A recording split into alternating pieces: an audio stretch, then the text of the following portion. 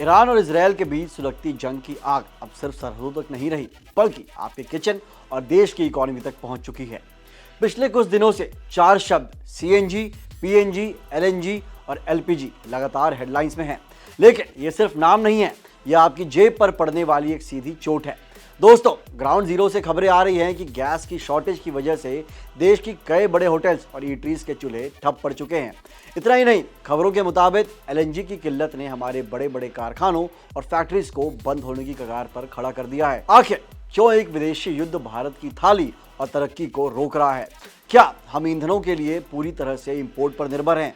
और सबसे जरूरी बात, क्या आप जानते हैं कि जिस गैस को आप रोज इस्तेमाल कर रहे हैं उन सब में बेसिक डिफरेंसेस क्या हैं? दोस्तों, ये चारों ही गैसेस हमारी लाइफलाइन है और एनर्जी सेक्टर की बैकबोन।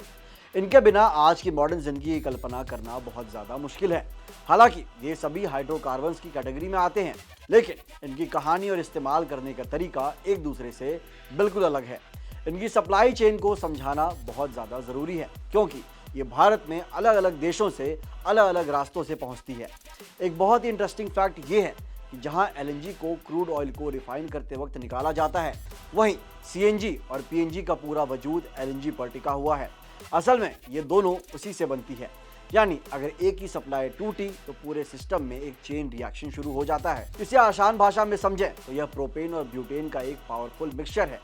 इसकी खासियत यह है कि इसे हैवी प्रेशर के साथ लिक्विड बनाकर उन लाल सिलेंडरों में भरा जाता है जो सब हमारे घरों में आती हैं। जब कच्चा तेल यानी क्रूड ऑयल और नेचुरल गैस को रिफाइन किया जाता है, तब ये बाई प्रोडक्ट के रूप में बाहर आती है। अब विस्तार से बात करते हैं उस गैस की जो हमारे घरों की लाइफलाइन है, यानी एलपीजी, जिसे हम लिक्विफाइड पेट्रोलियम गैस भी कहते हैं। आसान भाषा में समझें तो एलपीजी असल में प्रोपेन और ब्यूटेन का एक पावरफुल मिक्सचर है।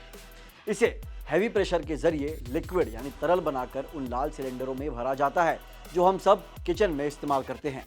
ये गैस मुख्य रूप से पेट्रोलियम रिफाइनरी से निकलती है, जब कच्चे तेल यानी क्रूड ऑयल और नेचुरल गैस को प्यूरिफिकेशन यानी शुद्धिकरण किया जाता है।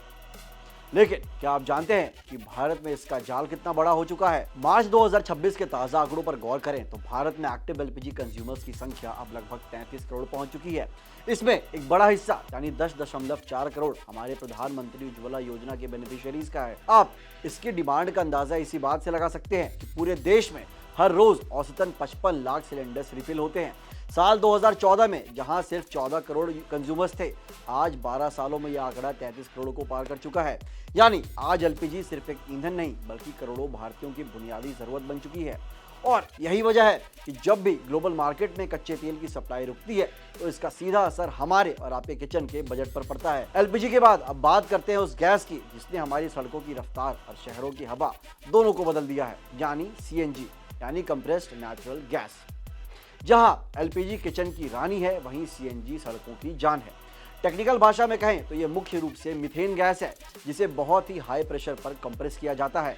यहाँ एक मजेदार अंतर है, एलपीजी सिलेंडर के अंदर लिक्विड बन जाती है, लेकिन सीएनजी हाई प्रेशर के बावजूद अपनी गैसियस स्टेट में ही रहता है। अब बारी आती है उस गैस की जो सिलेंडर के झंझट को खत्म कर रही है और सीधे आपके किचन तक वीआईपी एंट्री ले रही है, यानी पीएनजी यानी पाइप नेचुरल गैस। देखा जाए तो पीएनजी और सीएनजी सगी बहनें हैं, क्योंकि दोनों ही मीथेन है।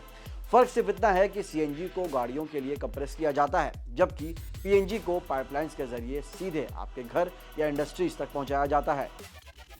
ये हवा से हल्की होती है और खाना पकाने के साथ साथ हीटिंग के काम भी आती है। अब आते हैं उस असली खिलाड़ी पर जो इस पूरी चेन का सबसे अहम हिस्सा है, यानी एलएनजी यानी लिक्विफाइड नेचुरल गैस। यही है वो गैस जो समंदर पार से आती है और जिसके बिना हमारी सीएनजी और पीएनजी की सप्लाई ठप हो सकती है। इसे आसान भाषा में समझे तो यह नेचुरल गैस का ही एक स्वरूप है, लेकिन इसे ट्रांसपोर्ट करने के लिए एक बहुत ही खास प्रोसेस से गुजरना होता है। अब आते हैं सबसे बड़े सवाल पर कि आखिर ये चारों गैसेस चर्चा में क्यों हैं और हमें फिक्र क्यों करनी चाहिए। सीधा सा जवाब है, ईरान वॉर और गल्फ कंट्रीज में बढ़ता तनाव। यह सिर्फ एक विदेशी जंग नहीं है दोस्तों, बल्कि ग्लोबल गैस सप्लाई चेन के लिए एक बहुत बड़ा खतरा।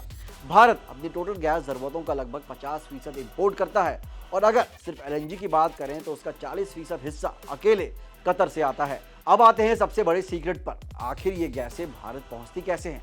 ये जानकर आप हैरान रह जाएंगे कि भारत में हर रोज 19.1 crore standard cubic metre gas की खपत है। ये आंकड़ा इतना बड़ा है कि इसका आधा हिस्सा हमें विदेशों से इंपोर्ट करना पड़ता है, यानी हमारी रफ्तार की आधी चाबी दुनिया के दूसरे देशों के पास है।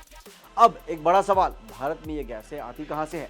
क्या हम पूरी तरह दूसरों पर निर्भर हैं? चलिए इसकी पूरी इन एंड आउट कहानी समझ लेते हैं। भारत की हर दिन की गैस डिमांड लगभग 19.1 करोड़ यूनिट्स है। जहां तक सीएनजी और पीएनजी की बात है, इसका बड़ा हिस्सा हमें अपने देश की धरती यानी डोमेस्टिक नेचुरल गैस से मिल जाता है। लेकिन जब डिमांड बढ़ती है तो हमें एलएनजी को रीगैसिफाई यानी लिक्विड से दोबारा गैस बनाकर इसकी कमी को पूरा करना पड़ता है। देश के अलग अलग कोनों से कई बड़ी कंपनियां इसके डिस्ट्रीब्यूशन नेटवर्क को संभाल रही हैं। अब जरा बात करते हैं आपके घर के लाल सिलेंडर यानी एलपीजी की। यहाँ कहानी थोड़ी अलग है। एलपीजी का लगभग 60% हिस्सा हम मिडल ईस्ट से मंगाते हैं, लेकिन इसका मतलब ये नहीं है कि हमारे पास अपना कुछ भी नहीं है।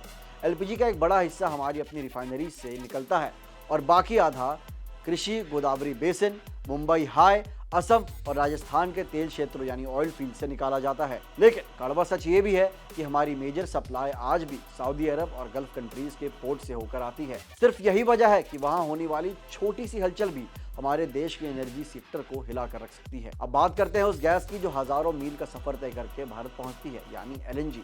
जैसा कि मैंने पहले बताया, एलएनजी का लगभग पूरा खेल इंपोर्ट यानी आयात पर टिका है। लेकिन क्या आप जानते हैं कि भारत के गैस पोर्ट्स पर खड़े ये विशाल जहाज किन देशों से आ रहे हैं? हमारा सबसे बड़ा पार्टनर है कतर। भारत की एलएनजी जरूरत का एक बहुत बड़ा हिस्सा अकेले कतर से आता है। लेकिन हम सिर्फ एक देश पर निर्भर नहीं है। भारत अपनी बास्केट को डाइवर्स रखता है। कतर के अलावा अमेरिका, रशिया, ऑस्ट्रेलिया और नाइजीरिया हमारे मेजर सोर्सेस हैं। इन देशों से गैस को लिक्विड बनाकर जायंट टैंकर शिप में भरा जाता है, जो हफ्तों तक समंदर की लहरों को चीरते हुए भारत के गैस टर्मिनलों तक पहुंचते हैं। यही वजह है कि जब भी इंटरनेशनल वाटर्स में तनाव बढ़ता है या किसी भी देश पर पाबंदी लगती है, तो भारत की पूरी सप्लाई चेन डगमगाने लगती है। यह सिर्फ एक ईंधन नहीं, बल्कि देशों के बीच के रिश्तों और ग्लोबल लॉजिस्टिक्स की एक पेचीदा कहानी भी है। अगर आपको ये वीडियो पसंद आई हो तो इसे लाइक करें, इस पर कमेंट करें और इसे शेयर करें अपने दोस्तों के साथ। मिलते हैं अगली वीडियो में। जय हिंद।